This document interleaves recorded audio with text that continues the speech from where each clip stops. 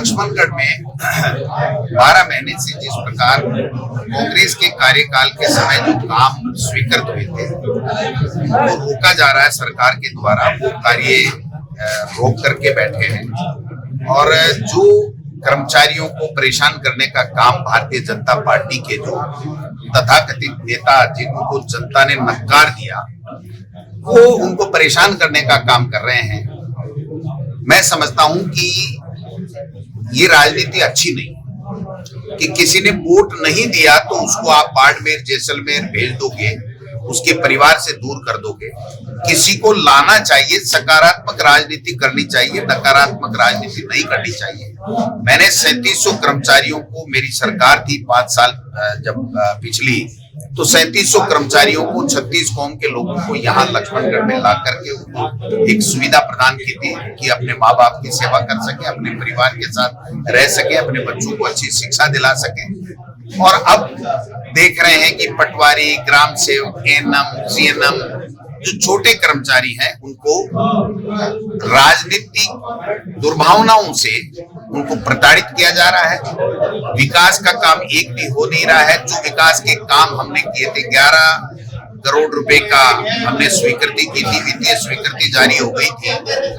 यहाँ पर ये जो हमारा मिनी सचिवालय की 8 करोड़ रुपए स्वीकृत हो गए थे। लक्ष्मणगढ़ में जो नारायणगाबाद में जमीन कट गई थी, जो स्काउट का आवासीय विद्यालय की, और काफी सड़कें, पानी के 28 काम थे जिसमें आंतरोली में एक बड़ी टंकी थी, रोरू के अंदर 50 लाख की एक बड़ी टंकी थी, ट्यूबवेल थे, टंकियां थी। उन सबको 12 महीने से रोक करके बैठे हैं और केवल एक ही काम में लगे हुए हैं कि कैसे यहाँ का विकास अवरुद्ध हो। मैं समझता हूं कि ये नकारात्मक राजनीति किसी के लिए ठीक नहीं है, न उन लोगों के लिए ठीक है, न उस पार्टी के लिए ठीक है, न शहर के लिए ठीक है, न ग्रामीण परिवेश के ठीक है। सबको मिलकर के एक ही सोच के साथ में आगे बढ़ना चाहिए कि कैसे लक्ष्मणगढ़ का चहुमुखी विकास हो।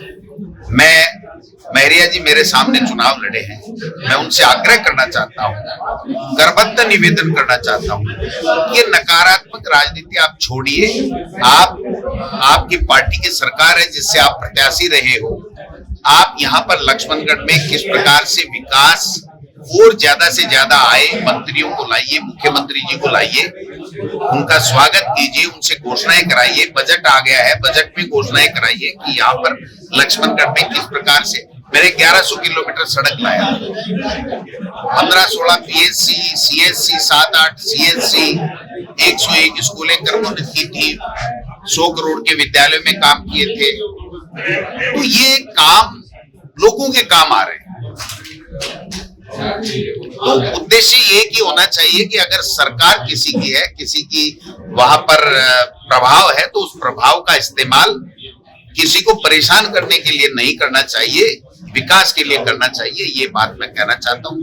डिलिमिटेशन के नाम से पंचायती राज और नगर निकाय के पूरे प्रदेश में चुनाव रोक दिए गए, ये गलत बात है, संविधान के खिलाफ है, कानून के खिलाफ बात है। जब स्वर्गीय राजीव गांधी जी ने संविधान में संशोधन करके 5 साल में पंचायत राज के चुनाव अनिवार्य कर दिए, तो आप पंचायत राज के चुनाव क्यों नहीं करवा रहे हो? आप नगर निकाय के चुनाव क्यों नहीं करवा रहे हो? ये परिसीमन के नाम से खेला खेल करके 12 महीने टलते रहोगे तो आप कितने दिन इसको टालते रहोगे? एक दिन तो जनता के सामने आपको आकर के और चुनाव कराने पड़ेंगे और इन्हीं जनता से आपको वोट लेने पड़ेंगे।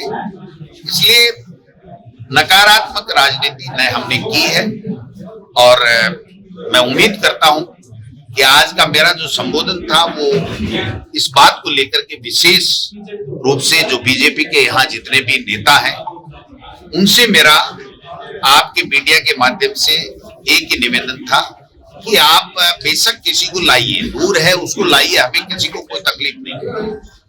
आपका राज है, आप ला सकते हैं, लाइए, सुविधा दीजिए। आप विकास के काम करा सकते हैं, आप विकास के काम कराइए। जो हमसे नहीं बन पड़ा वो आप कराइए, हमें कोई तकलीफ नहीं है, हम भी धन्यवाद देंगे। लेकिन आप काम को रोक करके, लोगों को परेशान करके, आप बताइए, जेएनएम के ट्रांसफर हुए, पोस्ट खाली रह गई यहाँ पर और उनको निकाल दिया। कोई लॉजिक, क्या लॉजिक है, यही तो लॉजिक है कि मेरे को वोट क्यों नहीं दिए। भाई साहब ये ठीक नहीं है, ये सही मायने में प्रजातंत्र का स्वरूप जो है वो ये बिगाड़ना चाहते हैं, वो ठीक नहीं है। इसके लिए सरकारें नहीं आती है, सरकारें जो बनाती है जनता, तो वो कैसे विकास हो, कैसे सुविधा हो, कैसे जन समस्याओं का समाधान हो और कैसे देश प्रदेश और इलाका आगे बढ़े, इस सोच के साथ में काम किया जाता है, तो वो काम इनको करना चाहिए। ये मैं उम्मीद करता हूँ, बाकी उनके ऊपर है, वो जैसा करना चाहें, वो उनकी अपनी सोच है।